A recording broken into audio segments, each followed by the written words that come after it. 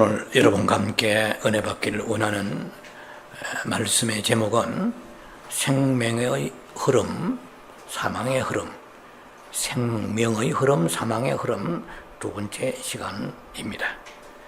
부제목으로서는 생명의 느낌을 느껴야 산다.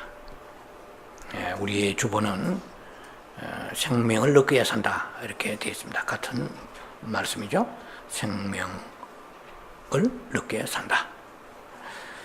영성 시리즈로서는 21번째 시간입니다. 본문을 교독에 올립니다. 로마서 8장 6절 말씀입니다. 육신의 생각은 사망이요 영의 생각은 생명과 평안이니라. 요한일서 1장 오늘은 5절로부터 7절까지만 읽습니다. 우리가 그에게서 듣고 너희에게 전하는 소식은 이것이니 곧 하나님은 빛이시라. 그에게는 어둠이 조금도 없으시다는 것이니라. 만일 우리가 하나님과 사귐이 있다 하고 어둠에 행하면 거짓말을 하고 진리를 행하지 아니함이거니와 그가 빛 가운데 계신 것 같이 우리도 빛 가운데 행하면 우리가 서로 사귐이 있고 그 아들 예수의 피가 우리를 모든 죄에서 깨끗하게 하실 것이야. 우리 몸 안에는 두 가지의 흐름을 가지고 있습니다. 하나는 생명의 흐름이고 하나는 사망의 흐름입니다. 생명도 흐르고 사망도 흐릅니다. 지난 시간에 주님과의 교통에 대한 얘기를 여러분과 함께 나누었습니다. 오늘 똑같은 흐름입니다만은 이제 로마서에 말하는 생명과 사망의 결과는 느낌으로 오는 것이고, 그리고 마지막 하나님께서 상급과 구원과 혹은 심판으로 나타나게 되는 것입니다. 요한일서 1장의 1절로부터 7절의 말씀은 주님과의 그 생명을 공급받는 내용을 말씀하고 있습니다. 그래서 그 주님과의 교통이 있어야 영원한 생명이신 그분의 성분, 그분의 생명의 빛이 내 안에 들어오게 된다는 것까지 얘기하고 있습니다. 그래서 로마서 8장과 요한일서 1장에 나와 있는 1절로 7절에 나와 있는 두 말씀은 서로 같은 맥을 이루고 있는 말씀인데요. 요한일서에 나와 있는 이 말씀은 하나님의 생명을 얻기 위하여 하나님은 영원한 생명을 가지고 계시는데 그 생명이 없으면 너희는 죽는다는 거죠. 육체의 생명 말고 영의 생명입니다. 그 생명을 너희가 받아라. 예수를 믿을 때의 생명을 받았는데 요한복음 10장 10절에는 생명을 받되 어때 풍성케 하리 함이라고 그랬어요. 골로새서 2장 9절에도 하나님의 말하자면 신성에 충만한 것이 우리 안에 거하도록 하라고 골로새서 2장 9절과 10절에 말씀하십니다.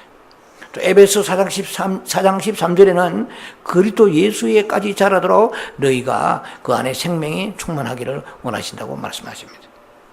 그래서 생명은 받음으로서만 만족한 것이 아니고 생명은 계속 번식되고 성장되고 그리고 마지막에 가서는 이 심판에 주님의 발 앞에까지 이르게 됩니다. 자, 그래서 이 사복음서는 생명을 파종하는 내용이고 신약의 역사서에 속하는 사도행전 내용은 생명을 번식하는 내용입니다. 그리고 베드로나 요한이나 바울을 통하여 기록한 그 신약 서신서에는 생명을 성장시키는 말씀이 나옵니다. 그래서 오늘 요한 1서는 요한 사도가 지은 것이죠. 계시를 통하여 요한 사도가 기록자인데 그렇다면 여기에서도 지금 생명을 다루고 있습니다. 그런 그 생명의 주님이신 그 분을 우리가 영 안에 모셔드리고 있는데 그로서 족하다면 우리는 신부로서 주님 앞에 설 수 있겠느냐라는 의문표를 던지지 않을 수가 없습니다. 그리고 이 서신서를 지나서 계시록으로 들어갑니다. 계시록은 성경의 모든 결론입니다. 한마디로 말하면 결론의 책입니다. 그리고 계시록에는 여러 많은 그 생명의 흐름과 사망의 흐름에 말씀하시지만 마지막에 우리는 심판대 앞에 서야 되는데요. 그래서 환란 때에 세븐 트리블레이션에 7년의 그 환란 속에 있을 때 우리가 주님 앞으로 올라가야 되는데 이것을 휴거라고 말하지 않아요? 주님은 강림하시고 우리는 휴거대에 올라가야 되는데 그것이 소위 말하면 첫 번째 하베스트, 퍼스트 하베스트가 있고 파이널 하베스트가 있단 말이에요. 이것은 추수입니다.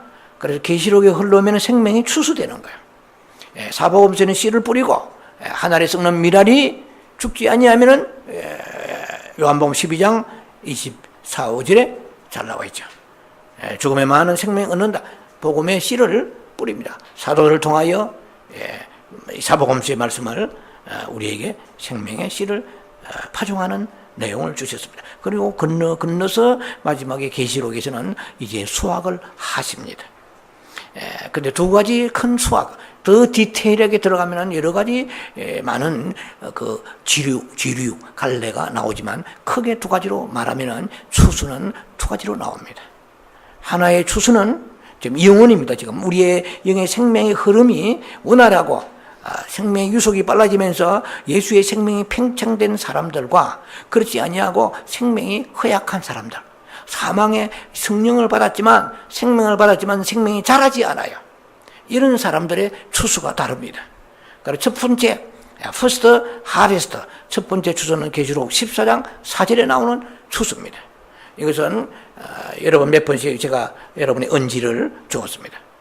무슨 말이냐면은 그 우리의 그 생명이 성장하고 자라야 하는 것을 이것은 말씀을 드렸는데요. 계시록 14장 4절에 그 여자로 인하여서 더럽히지 아니하고 순결을 지켰다고 말합니다. 순결, 믿음의 정조, 믿음의 순결을 지켰어요. 세상에 타협하지 아니하고 계명을 짓밟지 아니하고 순종하면서 어린 양이 가는 대로 따라간 사람들, 이 사람들이 첫 번째 추수가 됩니다.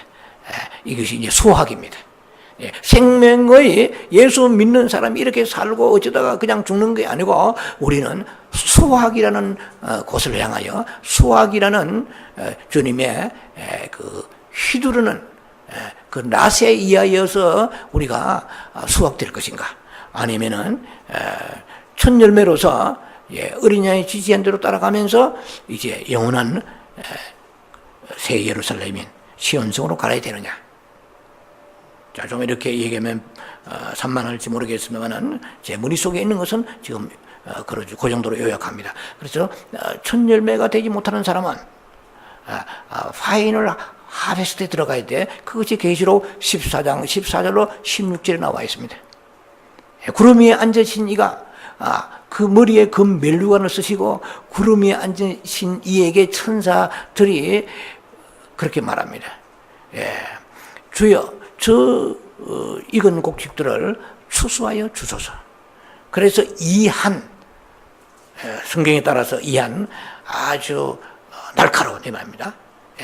그 낫을 아주 잘 들고 날카로운 그 낫을 들고 이제 땅에 있는 곡식들을 추수해야 합니다. 이것이 공중휴거인데요. 추수하는 거예요. 그러나 예수님이 직접 추수하세요. 이것이 계시록 14장 14절로 16절 나옵니다. 우리가 그렇게 말하는 일반적 사람들이 말하는 휴거입니다. 그런데 그 이전에 나오는 퍼스트 하베스트라는 것이 지금 사탄의 곡해로 인하여서 눈을 가렸기 때문에 그 부분을 우리는 성경을 덮어버리고 말았어요. 그 부분이 열려야 돼요. 그리고 이제 17절로부터 계시록 14장 17절로부터 20절 사이에 거기서 똑같은 추수가 일어나는데 심판의 추수입니다. 이때 그 추수는 천사가 직접 해요. 천사가 예한 날카로운 낫을 들고 포도 땅에 있는 포도를 전부 낫을과 쳐버립니다. 이것은 심판이죠. 예. 그러니까 심판도 일종의 추수지만은 이 심판이니까 하비스트라고 말할 수는 없지만, 그래서 이것도 수확이요. 예. 수확인데 그때의 두 번째 수확에도 들어가지 못한 이 사람은 세 번째 존재. 많은 사람들이 대환란의 끝에 심판을 받게 되는 것입니다. 그래서 얼마나 그 추수와 그때 그 수확이 무서운지 심판의 수확이죠. 그러니까 포도로 그래요. 익었다, 포도가 익었는데 쳐라. 이제 아주 악이 극한 상황까지 올라간 거죠. 그래서 진노의 포도주 털에다가 집어넣어 버린 거예요.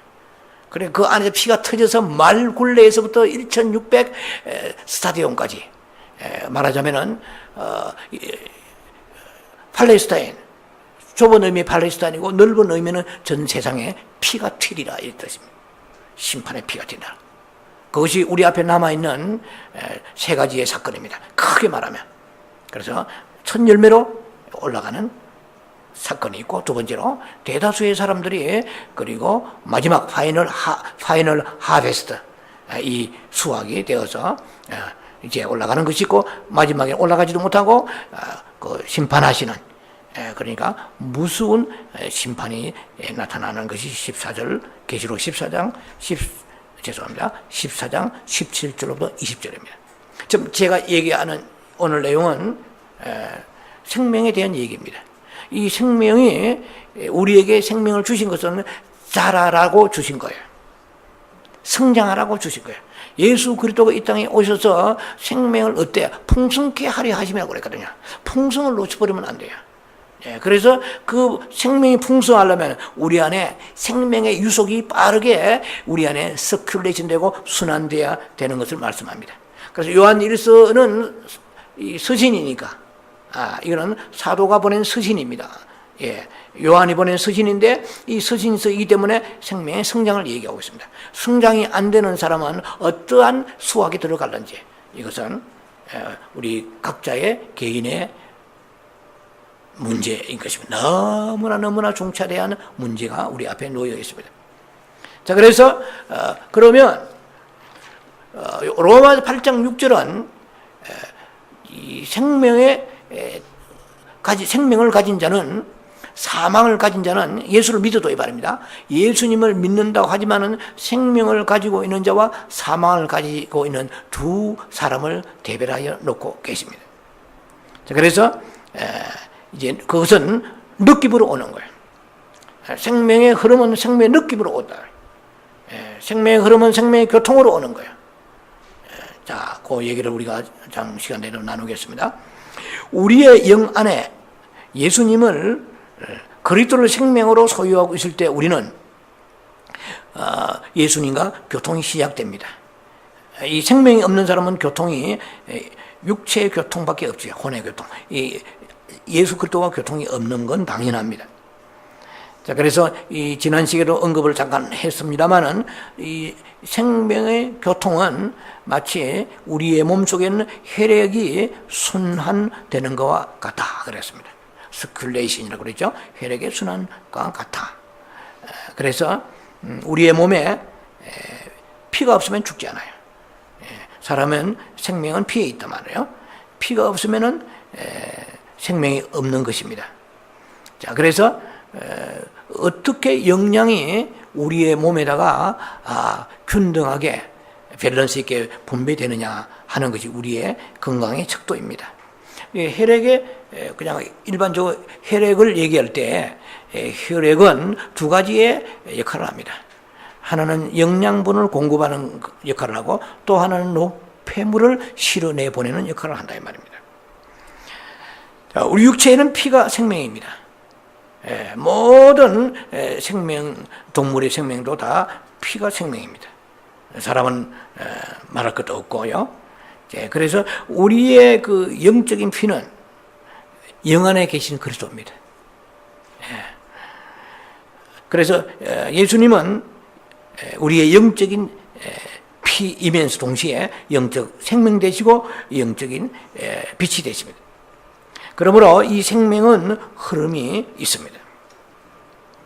몸 안에서 계속해서 우리 자신도 의식하지 못하는 사이에 계속 이 피의 순환이 있는 것과 같이 우리 내 영 안에 계신 예수님이 안방에서 고려장 당하시는 그러한 모습으로 안방에만 계신 것이 아니고 내 영원한 처소는 이사야 66장 말씀처럼 지성소, 그 내 영이 지성소지만 주님은 즉 성령님은 이 말입니다. 내 영 안에서 거기서 아무것도 역할하지 아니하시고 가만히 계신 것이 아니라 내 안에 생명이 얼마나 가득한가에 따라서 그 빛으로 우리에게 혼과 육체를 통하여 빛을 분사하시고 빛을 우리 쏘아주신다는 것입니다.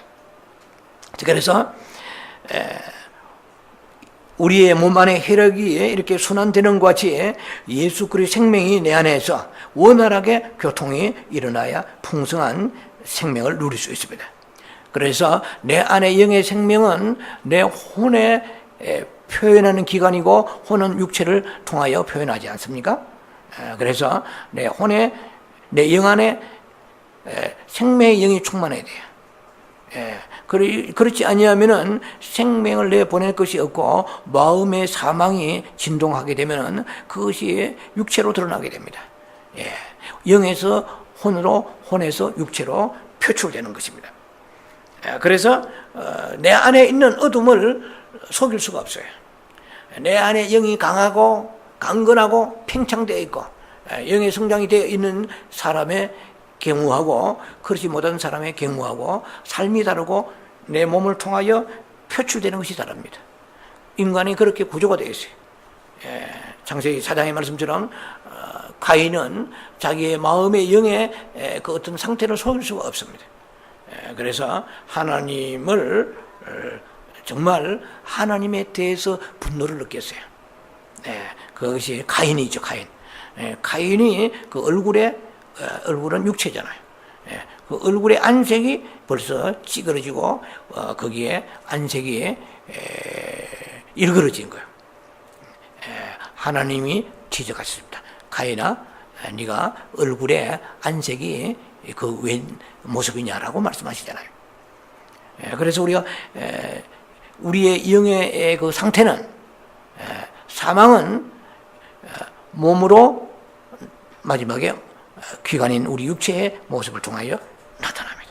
그래서 쉽게 말하면 완전히 처진다고 할까요? 눌린다고 할까요? 자, 그래서 예수님의 그 생명이 풍성히 우리에게 흐를수록 쉽게 말하면 우리의 영에서 그 흐르는 생명의 빛은 우리의 전 기관을 다 통제한다는 말입니다.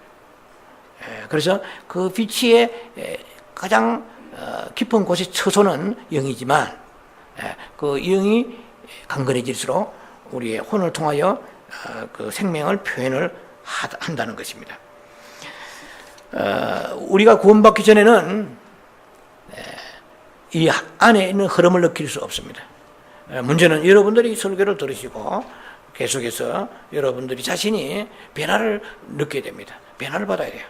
내 안에 생명을 느끼는 존재로 변화되어야 돼요. 안 그러면 이 설교는 아무 의미가 없어요. 귀로 듣는 것으로 끝나면 안 됩니다. 그러면 내 안에 생명이 있다면 생명의 흐름을 자신이 추적하고 느낄 수 있어야 돼요. 지금 내 안에 사망이 있구나 알아야 생명으로 들어가는 거예요.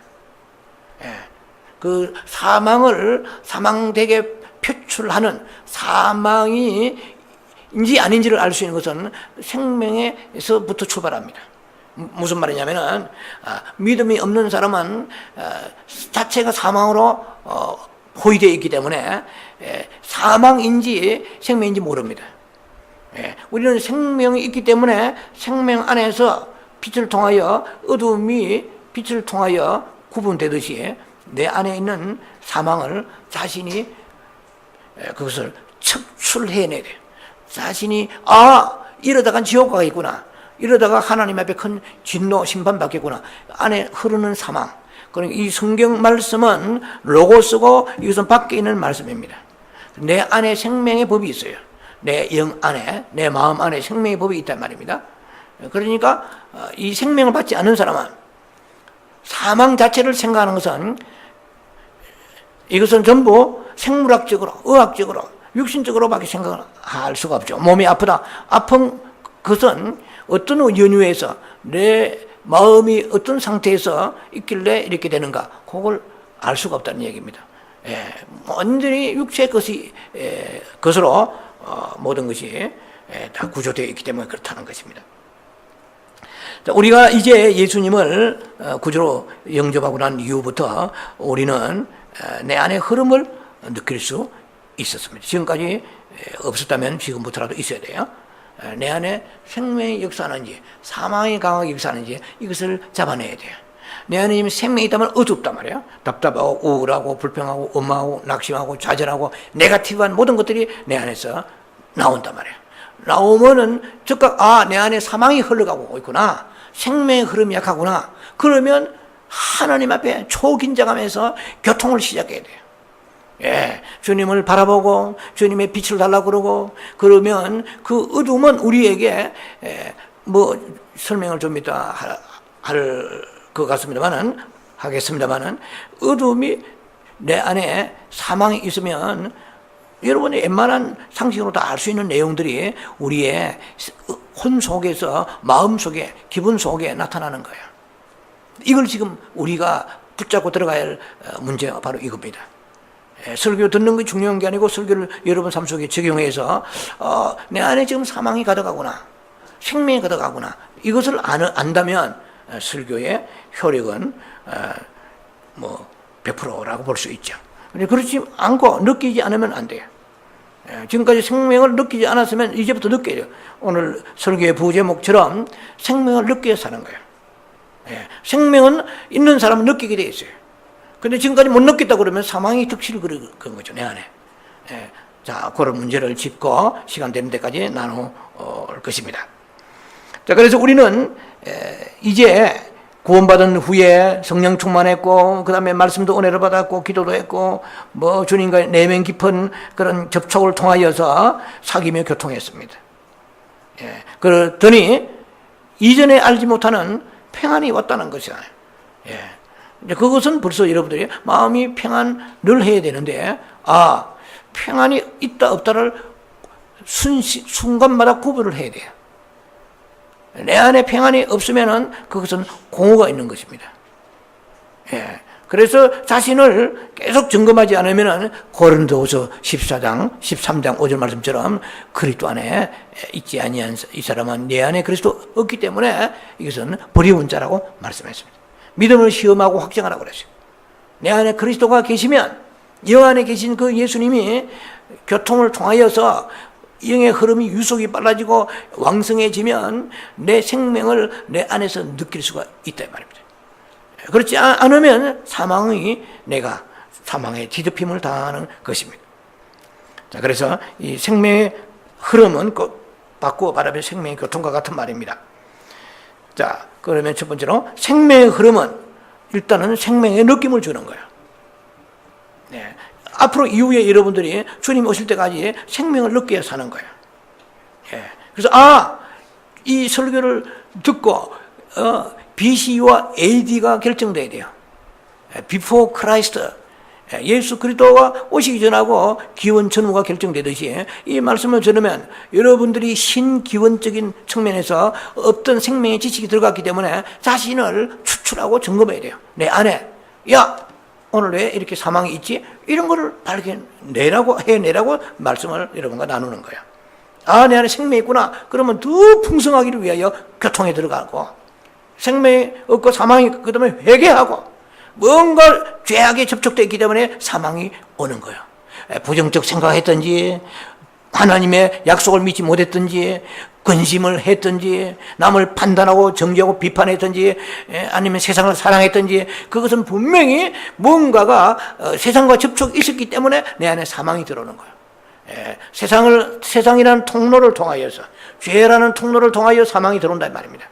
그러면 내 안에 지금 사망이 있는데도 불구하고 그저 그냥 어떻게 되겠지 하고 다녀서는 안 됩니다. 지금 너무나 우리는 촉박한 그런 상황 속에 살고 있기 때문입니다. 자, 그래서 생명을 받는 사람은 생명의 흐름을 느낄 수 있습니다. 그리고 바로 그 생명의 그 흐름은 생명의 빛을 말합니다. 그래서 우리 안에 어떤 빛이 비춘다는 것을 느낄 수 있어야 돼요. 내 안에 이거 왜 내 마음이 밝아지지?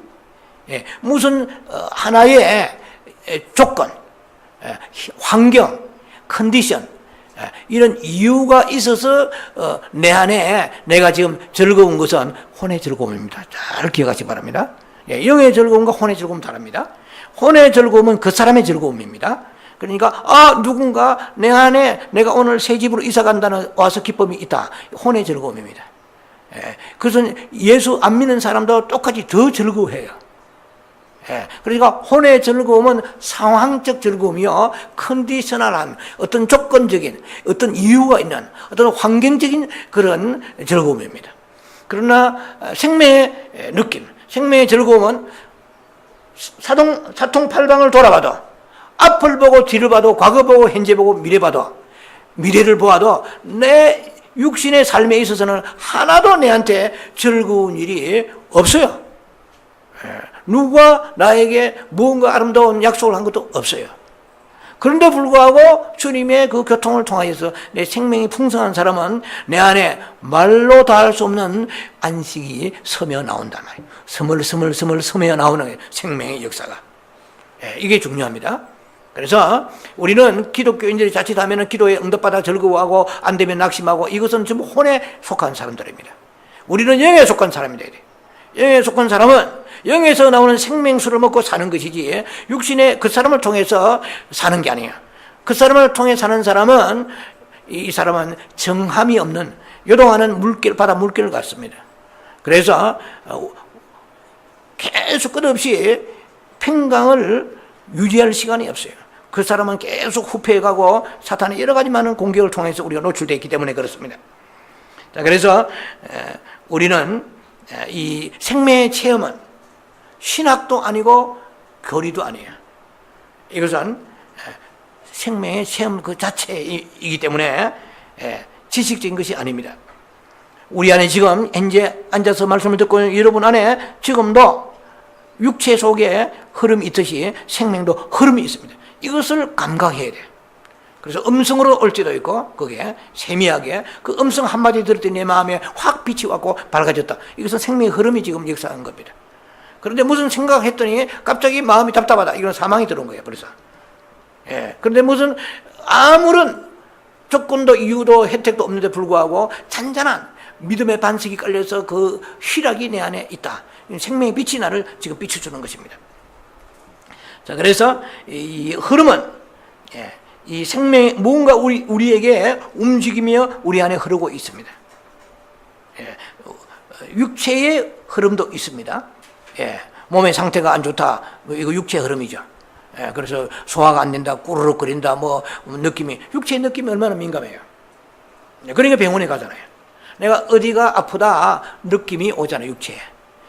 혼의 느낌은 기분 좋다 나쁘다, 선하다 악하다 알잖아요. 그래서 우리가 지금 얘기하는 것은 이 육체와 혼의 상태를 브레이크스루하고 돌파에 들어가면서 영의 느낌을 우리가 거기서 발견하는 것입니다. 내 안에 영에서 흘러나오는 그 느낌이 나에게 생명의 느낌인 것입니다. 자, 이 흐름을 파악해야 된다는 내용입니다. 지금 내가 문제는 생명인지 사망인지 모르고 있다는 것이요. 분별이 돼야 돼요. 막연하면 안 됩니다. 영이 강건하고 성장하면 느낄 수 있어요. 아마 느낀 적도 있을 거예요, 여러분들이. 내 인생에서 별로 좋은 일이 하나도 없는데도 불구하고 이전에 오지 않는 평강이 왔다면 여러분 교통은 빛을 받은 것입니다, 지금. 이게 영의 성장입니다. 이것이 우리가 지금 물어가는 길이에요. 그런데 뭐 좋은 환경이 있을 거라는 생각, 이 메시지도 건강에 정할 거예요. 내가 무엇을 따라가야 사느냐? 생각을 따라서 사느냐? 영의 느낌을 따라야 사느냐 이 말입니다. 생각은 전부 그 사람입니다. 생각은 상태입니다. 외적 환경. 저 사람이 내한테 친절이 아니라 기분 좋아졌다. 이거는 혼의 느낌입니다. 저 사람이 나에게, 좀 쉽게 말할게요. 이건 지금 오늘 본격적으로 하는 건 아니지만, 저 사람이 어떻게 대하든, 세상의 나에 대해 어떻게 대하든, 아내가 남편에게 어떻게 대하든, 또 남편이 아내에게 어떻게 대하든, 내 이웃이 세상 사람이랑 어떻게 대하든, 그 대함에 따라 움직이는, 이잖아요. 여러분, 솔직히. 야, 이거 가방 나빠. 이러잖아요. 기분 나빠 하잖아요. 지가 뭔데 내한테 쌀쌀맞게 하고, 그리고 뭐 이렇게 나를 인격도 대접하지 않는다. 그러면은 즉시 영이 반응하는 게 혼이 반응하잖아요. 거의 우리는 육신에 속한, 혼도 육신에 속하니까 사람으로서 살아가는 거야. 그러니까 이거는 기쁠 날이 없죠. 육신의 안식이, 그 사람은 안식이 없다 이 말입니다. 로마서 8장 6절 말씀은 생각을 육신에 갖다 놓으면 사망이라고 말씀하시죠. 그것은 우리의 그 생각이 하나의 혼에 속하죠. 자아잖아요. 그래서 우리의 그 혼은 육체와 영 사이에 있는 게 혼이죠. 혼 안에는 지정의가 있잖아요. 그래서 그리고 우리의 마음은 영과 혼 사이에 있습니다. 마음은 영과 혼 사이에 있어요. 혼은 육체와 영 사이에 있어요. 그러니까 영의 일부분도 마음이에요. 그리고 혼의 일부분도 마음이에요. 생각이 마음이 아니에요. 이모션이라는 감성이 마음이 아니에요. 의지도 마음이 아니에요. 그러나 마음 안에 의지가 있어요. 굉장히 이거는 깊은 얘기입니다.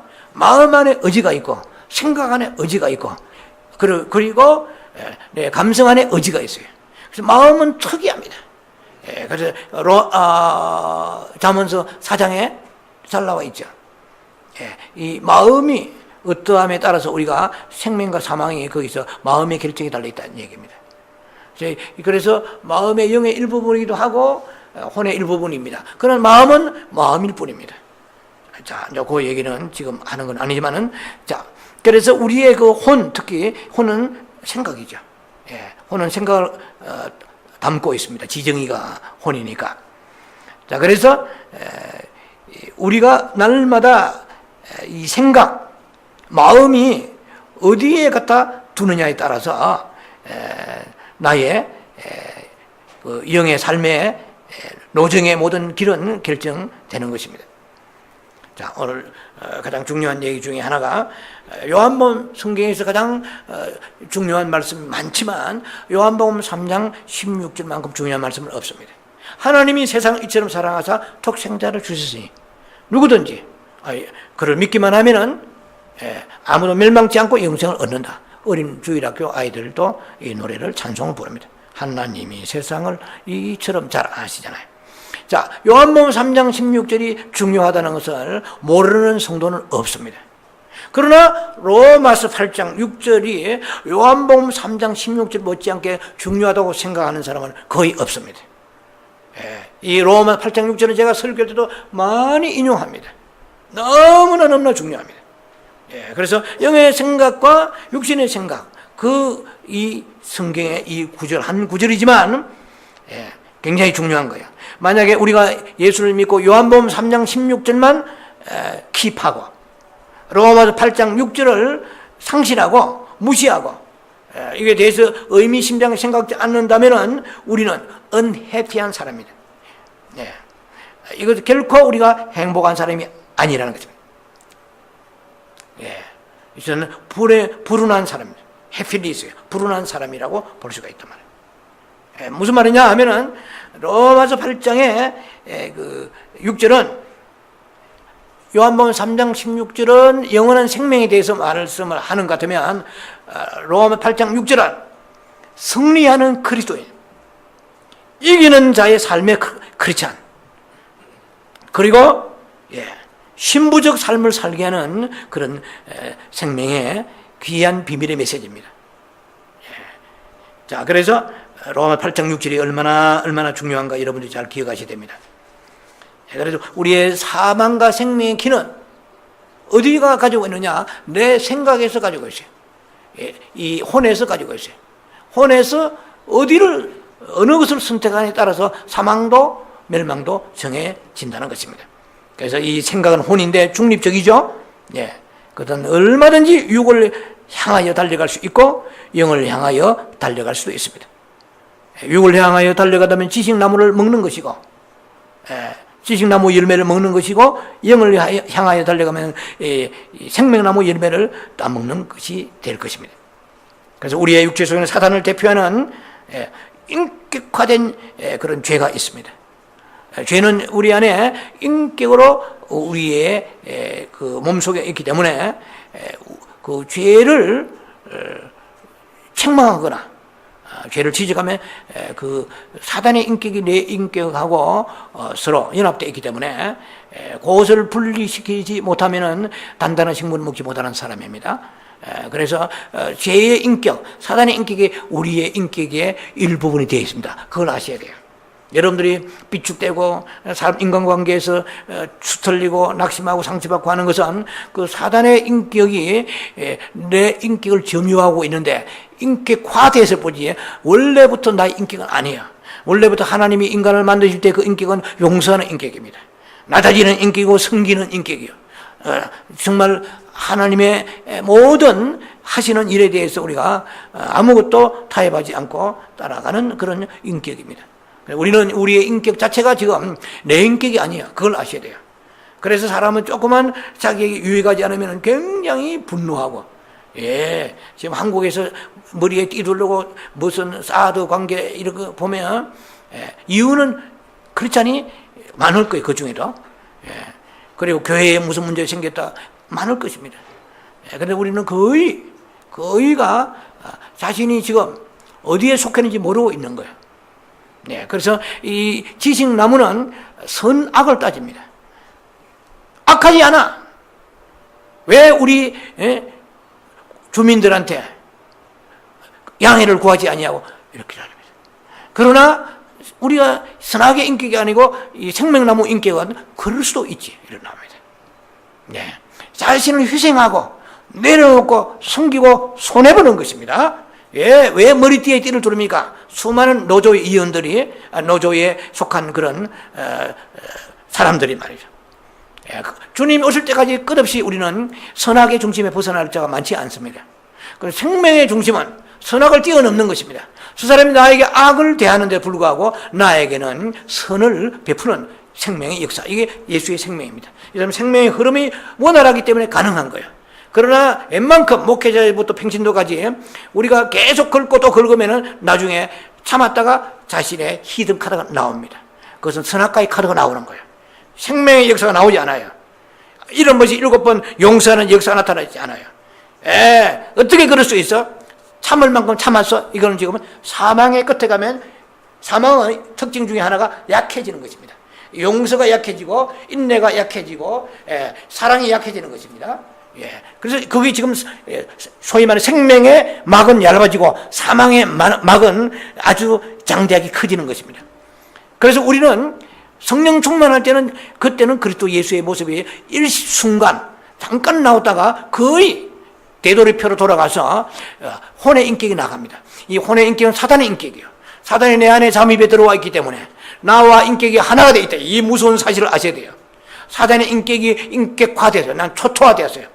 그래서 하나님 우리를 지으실 때는 우리는 예수 그리스도를 통하여서 보여주신 것이 하나님의 인격입니다. 하나님의 생명입니다. 그래서 너도 그리스도 예수와 함께 이 생명을 가진 자로서 용서할 수 없는, 인내할 수 없는 것을, 기뻐할 수 없는 것을 기뻐하는 그 생명이 네에서는 나오지 않아. 너희는 죽었다 깨나도 너희는 나오지 않아. 그것은 위선이야. 잠깐 동안에 그럴 수 있겠지. 자신의 어떤 명성을 위하여, 자신의 어떤 인격의 존귀함을 드러내고자. 그러나 한계가 있습니다. 생명은 끝이 없습니다. 그야말로 엔드레스입니다. 이런 것이 7번, 77, 49, 490번의 뜻이 아니에요. 이것은 생명이기 때문에 기다릴 수 있고 생명이기 때문에 용서할 수 있는 것입니다. 그래서 우리의 혼은 절대로 바가지, 발음이 나타나요. 발음. 밑에 바닥이 있다는 것입니다. 그러나 생명은 바닥이 없어요. 생명은 그리스도로부터 나오는 영원한 용서가 영원한 소망입니다. 어느 한때는 소망 가졌다가 어느 철이 지나고 계절이 지나고 상황이 바뀔 줄 알았는데 문제가 해결되지 않았을 때 낙심은 사망의 일부분입니다. 이거 놀라운 것입니다. 우리는 주님으로부터 생명을 계속해서 교통 속에서 공급받아야 돼요. 그래서 내가 하는 것이 아니고 내 안에 사단이 하는 것이에요. 그러나 이제는 내 안에 사단이 하는 것이 아니라 생명의 교통이 된 사람은 내 안에 예수께서 하시는 것이에요. 보라! 어떻게 저가 저렇게 할 수 있는가? 내가 하는 게 아니에요. 우리는 사단의 인격을 따라 살면 그것은 사망의 인격입니다. 혼의 인격, 그 사람의 인격이에요. 지금 말씀을 듣는 이 순간 여러분 자신이 점검을 해봐야 됩니다. 생명으로 내가 붙지 아니하면, 생명으로 옮기지 않으면 나갈 것은 사망밖에 없어요. 예, 어느 정도는 인내합니다. 그러나 반드시 바닥이 드러납니다. 그러나 영원한 예수는 영원한 생명이기 때문에 절대로 바닥이 없습니다. 예, 끝없는 생명입니다. 끝없는 용서요, 끝없는 희락이요, 끝없는 사랑이고, 끝없는 기다림입니다. 끝없는 인내입니다. 이 정도 됐으니까 이것은 혼에서 나온 것입니다. 인내하다가 혼의 힘을 통해 인내하다가 바닥이 있습니다. 그러나 생명은 바닥이 없어요. 주님 오실 때까지 용서하는 거예요. 주님 오실 때까지 기다리는 거예요. 주님 오실 때까지 우리는 하늘의 소망을 두는 것입니다. 자, 그래서 참 더럽죠. 이 사단이 인격화되어 있는, 그것도 모르고 사단의 인격을 가지고 하나님의 사람들이 비방하고 판단하고 그건 전부 주님 보실 때 독사의 새끼들하고 말하는 거예요. 이 사단의 DNA를 가지고 흐름 속에 있다는 거예요. 사망의 흐름. 그러니까 우리가 지금 자신을 몰라요. 우리가 어느 정도 사망이 있는지를 몰라요. 그러나 우리가 진단해 내야 됩니다. 내가 어떻게 반응하느냐. 이 사건에, 저 사람의 눈초리에, 내가 나를 대하는 그 태도에 내가 혼이 나가서 반응하느냐는 거예요. 아니면은 내 안에 생명이 반응하느냐는 거예요. 생명은 상대가 되지 않아요. 육신의 것하고. 영원히 사는 존재이기 때문에 이기는 자가 되는 거예요. 덮는 자가 되는 거예요. 삼켜버리는 자가 되는 거예요. 사망을 삼켜버립니다. 예. 그래서 삼키지 않고 이길 수가 없어요. 안 그러면 사망이 삼킴을 당해버립니다. 이게 우리의 삶의 영적인 현주소인 것입니다. 그래서 우리는 내 안에 그리스도가 계시는 것은 확실합니다. 그러나 그리스도가 생명나무로서 계속해서 끝없이 장성하고 자라서 계속해서 내 안에 풍성함이 넘쳐야 되는 것입니다. 그 생명에 흘러가는 물은 마를 길이 없어요. 에스겔 47장도 그렇고 마를 길이 없습니다. 생명은 내 안에 흘러가는, 요한복음 7장 37, 8절에도 흘러가는 것입니다. 그래서 흘러가서 마른 시내를 적시는 것입니다. 메마른 죽어가는 많은 사람들에게 내가 말로 적시면 안 돼요. 생명으로 적셔가야 돼요. 생명으로 소킹해야 됩니다. 빛으로 소킹해야 돼요. 그래, 어둠이 있으면 빛이 나가지 않아요. 자기도 비추지 못하는데 누구를 비추겠어요? 자, 그래서 우리는 생명은 우리의 자아 속에 들어 있습니다. 죄송합니다. 우리의 그 사망은 자아 속에 들어 있어요. 생명의 영 속에 있습니다. 이게 생명과 사망의 비밀이에요. 생명은 영 속에 있습니다. 그래서 내 마음을 영으로 돌이키고 그리스도를 교통하고 그리스도 항상 교제 속에 있지 아니하고서는 사망이 나가죠. 자, 사망의 느낌은 어떤 것인가? 오늘 또 시간이 좀 촉박합니다만 사망의 느낌은 어떤 것인가? 생명의 흐름이 약해지면 사망을 느끼는 거예요. 자, 우리 안에 어떻게 사망이 있는 것을 아느냐는 것입니다. 사망은 생명도 그렇지만 사망도 내적 느낌을 주는 거예요. 첫째로 가장 흔하게 얘기할 수 있는 것이 뭐냐? 아담이 에덴 동산에 있을 때에 성경에서 직접 말을 하지 않지만 우리는 이 영성 사역을 통하여 얼마든지 그것을 추출해낼 수 있습니다. 놀라운 이 지혜의 영이 주시는 것입니다. 우리가 하는 것이 아니고 아담이 예수 그리스도가 없었어요. 생명이 없었어요. 우리가 얘기하는 영원한 생명은 예수밖에 없습니다. 그러니까 하나님만 알고 예수 모르면 그것은 나이롱이요. 그것만이 가짜입니다. 짝퉁이죠. 아들이 없는 자는 아버지가 없어요. 그래서 아담 안에는 아들이 없어요. 예수가 없어요. 야, 여러분들 잘 드셔야 됩니다. 내 안에 지금 아담도 갖지 못하는 예수의 생명을 가졌어요. 근데 아담은 에덴 동산에서 모든 것이 부족함이 없는 거예요. 여러분 부족함이 없게 살고 싶지 않아요? 예, 옷도 부족함이 없고 신발도 부족함이 없고 뭐든지 미장원도 최고 좋은 데로 가고 음식도 풍성하고 인감도 남아 돌고 뭐든지 풍성하게 원하지 않아요? 예, 우리가 모든 여건이 풍성하면 행복할 줄 알아요? 절대 그렇지 않습니다. 죄밖에 짓지 않아요. 예, 우리 희망사항이죠. 나에게 월급이 더 올라가면, 내가 건강 주시면 그 건강 가지고 죄지는 사람이 너무 많아요. 그 물질을 가지고 가지 않아야 될 것을 가고 사지 않아 살 사람 너무 많아요. 그래도 가난할 때는 주님 발 앞에 이렇게 조신하게 엎드리다가 그래도 주머니가 두둑하니까 바람나기 시작하는 어딘가 마음이 봄바람 살랑살랑 타기 시작하는 거예요. 자, 그래서 그 에덴 동산에 모든 것이 다 있었어요. 그러나 예수 그리스도의 생명이 없었다 이 말이에요. 예수 그리스도의 생명이 우리 안에 있으면 그 생명이 풍성해야 돼요. 그러면은 마음이 이 사단의 어떤 북풍을 불어서 살랑살랑 거리면서 마음을 잠식하면서 들어올리고 사단이 어떤 사인을 보는 걸 알아야 돼요. 무슨 말이냐? 공허해지는 것을 알아야 돼요. 내 안에 공허가 어른구라를 봐야 돼요. 내가 볼 수 없어요. 빛을 통해 볼 수 있어요. 예. 빛과 하나가 되어서 주님은 주님의 눈에는 보이지 않는 게 없어요. 주님은 바람도 보시는 분이세요. 우리가 볼 수 없는 바람. 주님은 모든 피조물, 바람도 피조물입니다. 이 세상에 주님 외에는 다 피조물이에요. 그래서 우리가 사망이 오는 영의 세계, 어둠의 세계 오는 것을 우리 눈으로는 죽었다 깨어나도 보지 못합니다. 제 아무리 부흥사고 신학자라도 목회자라도 선교사라도 아주 신령하다고 그래도 은사로 보는 게 아니에요. 사망은 은사로 보는 게 아니에요. 생명으로 보는 것입니다. 내 안에 생명이 충만하면 사망이 오늘 딱딱 걸려요. 그러나 내 안에 사망이 있으면 사망아 오라, 웰컴 사망입니다. 그러니까 사망을 퍼먹고 사는 거야. 계속해서 판단 정지하고 답답함을 누리고, 답답함 누리면 안 돼요. 빨리 사망에 돌이켜야 돼요. 고린도 4장에 나와 있는 말씀이죠. 사방에 너희가 우기쌈을 당하여도 쌓이지 아니하고, 여러분 사방에 답답함을, 사방에 우기쌈을 쌓이면은 우리는 쌓이는 게 정석입니다. 환경에 싸면, 물질이 어려우면은, 그 어려운 건강이 좋지 않으면은 그 모든 여건을 통해서 마음이 그 사망의 건물에 쌓이지 않으려고 주께로 향하여 돌파에 들어가야 됩니다. 내 안에 지성소 안에 계시는 그리스도를 향하여서, 피난처에 있는 예수를 향하여, 그분만이 생명 주십니다. 그분만이 이기게 해주시는 거예요. 그래서 우리 사망이 오는 걸 보여, 내한테 공허가 오는구나. 에덴 동산에서는 아담은 공허가 오는 것을 보지 못했어요. 생명이 예수가 없기 때문에. 그래서 우리는 예수 그리스도를 주셨기 때문에 예수 그리스도는 어둠을 보시는 분이십니다. 어둠을 아시는 분이십니다. 우리는 그래서 성령 체험하고 조그마한 발목에 있는 찰랑거리는 신앙 가지고서는 어둠이 내 안에 충만한지를 모르고 있는 거예요. 이 느껴야 사는 거예요. 어둠을 느껴야 돼요. 어둠을 느껴야 생명으로 옮기는 거예요. 어둠을 못 느끼기 때문에 어둠을 칠장 퍼먹고 사는 거예요. 그래서 사망에 그늘 아래에 있기 때문에 함부로 정죄가 나오는 거예요. 함부로 비판이 나오는 거예요. 이 사망인 줄 모르고 나오는 거 그냥 쏘아대는 거예요. 그래서 이거 얼마나 위험한지 몰라요. 염려하는 거예요.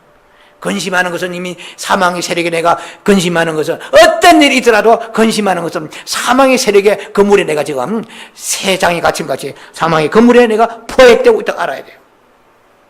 이게 이 영분별, 뭐가 영분별이에요? 어둠의 세계를 분별해야 돼요. 남을 분별하지 마라.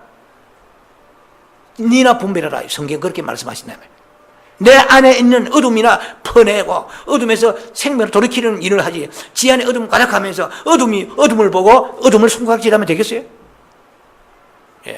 그러니까 누가 보면 22장에, 이건 이미 3년 전에 유튜브에 올라간 제 설교잖아요. 주여 구원을 받을 자가 적으니까 많으니까. 제가 그 설교 내용 중에서 그렇게 간단하게 얘기했어요. 설교는 길지만은 내용 중에 오늘 쉽게 말할게요. 니나 잘하시오 이 말이에요. 이게 메시지입니다. 니나 잘하시오. 무슨 말이냐? 예수님 앞에 나와서 그 12제자가 아닌 많은 제자가 있었잖아요. 주여, 구원을 받을 자가 적으니까 많으니까 아닌가? 주님께서는 너를 포함하여, 이 말은 블랭크입니다. 없지만은 의미상 들었어요. 너를 포함하여 구하에도 들어갈 자 많지 아니하더라. 그 중에 니다. 너는 누구 걱정하고 있니? 네가 생명이 충만해라. 그런데 너는 지금 사망이 있는데 본인이 사망을 모르고 너무 사망만 진단하고 돌아다니는 거야. 여러분 그런 사람 많잖아요. 집사님 기도해. 예? 집사님 왜 영발을 안 먹어? 왜 충만하지 않아? 주님 보실 때 네가 사망이다. 자신의 생명이 가득한 사람은 남을 그렇게 함부로 판단할 수가 없잖아요. 그래서 에덴 동산에서 아담은 다 가지고 있었어요. 먹는 거, 마시는, 입는 건강, 모든 지혜와 총명 굉장하잖아요. 그 수많은 모든 동물로 이름을 다 짓고 다음날 아침에 일어나도 그대로 순서대로 코끼리는 코끼리요, 악어는 악어요. 모든 엄청난 지혜를 가진 자산을 가지고 있어요. 한 가지가 없었어요. 예수 그리스도가 없어요. 그래서 공허가 들어간 거예요. 내 안에 의에 줄이고 목마른 자는 복이 있나니 무엇이에요? 마태복음 5장 6절에 의에 줄인 자는 이 말입니다. 의에 줄이고 목마른 자는 복이 있나니 저희가 배부름을 얻을 것이요. 내가 배가 불러요. 영어로서. 충만해요. 내 안에 만족이 가득해요. 그러면 공허가 들어옵니까? 들어오지 못하죠. 공허가 들어오기 때문에, 공허함이 있기 때문에 아담을 통하여, 하와를 통하여, 야, 선악과를 먹어봐라. 내 안에 부족함이 없는데 누가 어디를 가겠어요? 집사님 어디 세일하러 가자. 어디 음식 맛있다. 내가 지금 오늘 점심 먹어 배가 부른데 어디를 가겠어요? 의에 줄여 목마른 자는 그리스도 예수를 통하여 내 영혼이 배부름을 얻기 때문에 공허가 없습니다. 공허할 일이 오는 대로 공허하지 않아요. 아담에게는 공허가 들어간 거예요. 공허함이 있어요. 공허함. 예수가 없기 때문에. 그럼 오늘 우리는 아담보다 책임이 더 커요. 우리 안에 아담도 받지 못한 생명을 받았어요. 고린도전서 15장 45절에 아담은 그 안에 뭐가 있느냐? 아담은 그냥 산령이 있어요. 산령. 리빙 소울이 있지만은 마지막 아담은 예수님은 살려주는 영이 있어요. 오늘 우리 안에 음식을 먹고 사는 음식을 먹고 사는 육신의 그 생명만이 아니고 보이지 않는 영의 생명이 나를 살리는 거예요. 밥은 아무리 먹어도 천국 못 갑니다. 그럼 내 안에 있는 이 그리스도 예수 생명이 계속해서 장성되고 생명나무가 자라야 되는 거예요. 그런데 우리는 현실적으로 지난 한 주간도 그리고 이번에 올해 살아온 6월, 7월까지도 우리는 순간순간 수많은 공허를 느꼈습니다. 이제는 공허가 올 때 공허를 볼 줄 알아야 돼요. 지식을 가지고 대적하면서 그 공허 속에서 생명이 차오르는 역사를 체험해야 돼요. 저나 여러분이나 인간은 다 공허할 수 있습니다. 공허를 내버려 두면은 사망의 세력이 와서 나를 점거해 버립니다. 우울이 점거해 버립니다. 공허는 생명이 아니에요. 사탄이 주는 부산물입니다. 얼마나 현대인들이 공허한지 몰라요. 그리고 그 공허함 속에 드라마를 채우는 거예요. 생명을 채워야 되는데 샤핑과 채우는 거예요. 그리고 사람들하고 이렇게 뭡니까? 이분은 토킹을 통하여 여러 방법을 통하여서 그 공허를 채워도 내 영하고는 전혀 상관이 없습니다. 오늘 아무래도 여기까지 해야 되겠어요. 그래서 오늘 생명을 지금 제가 말씀드린 대로 생명이 내 안에 있어요. 지금 없는 사람은 생명을 채울 수가 없어요. 없는 사람은 생명을 자라게 할 수 없어요. 내 안에 생명나무 심겨졌습니다. 내 영속에 깊이 심겨졌습니다. 그래서 이 생명나무 대신 그리스도를 향하여 교통이 있을 때 지난 시간에 말씀드린 것처럼 예배의 교통, 기도의 교통, 헌금의 교통, 봉사의 몸으로 봉사의 교통, 그리고 커뮤니언이라는 이런 성찬의 교통, 이런 많은 교통을 통하여 빛이 들어오는 거예요. 그래서 우리가 쉬지 말고 기도하고 하라는 이 메시지 속에 여러분들이 Jesus prayer, 예수 그리스도의 기도를 여러분들이 정말 해봤다면 내면에 빛이 들어오는 것을 여러분 느낄 것입니다. 이전에 없던 평강이 온다 이 말이에요. 이전에 이기지 못한 건 이길 수 있는 힘이 오는 거예요. 이것은 교통에 대한 아름다운 열매입니다. 자, 그래서 우리는 사망의 열매를 날마다 맺으면 되지 않습니다. 생명의 열매를 맺어야 돼요. 그 생명의 열매는 그리스도 예수의 교통의 열매입니다. 이것은 영원히 사는 열매입니다. 자, 그래서 계속해서 사망의 느낌과 생명의 느낌으로 진행해 나갈 것입니다. 오늘은 여기서 말씀을 맺습니다. 자비하신 아버지 은혜를 감사합니다. 우리에게 가장 중요한 것은 육신의 생명도 중요하지만 우리 안에 영원하신 영의 생명, 예수 그리스도의 생명이 내 영혼에 있음을 감사합니다. 이 생명의 역사를 느끼게 해 주옵소서. 생명의 역사를 느끼고 흐름을 느끼게 해 주옵소서. 생명을 느껴야 내가 사는 것입니다. 생명이 없는 사람은 느낄 수가 없습니다. 예수는 생명이십니다. 내 안에 생명 대신 예수를 느끼게 하시고 활성화될 수 있는 은혜를 주셔서 생명의 아주 원활한 교통 속에 날마다 이기는 자가 되게 하여 주옵시옵소서. 예수님 이름으로 감사 기도합니다. 아멘.